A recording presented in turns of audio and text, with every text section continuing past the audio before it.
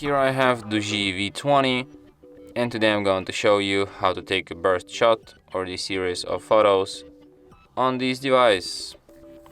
So firstly you have to open camera, and then just in the normal photo mode hold down shutter button, and after that the burst shot will start. So as you can see right now I'm taking a burst shot, took 20 shots, and here we can review all of them.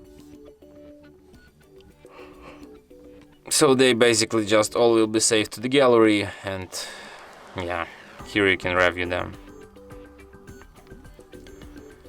And that's it. Thanks for watching.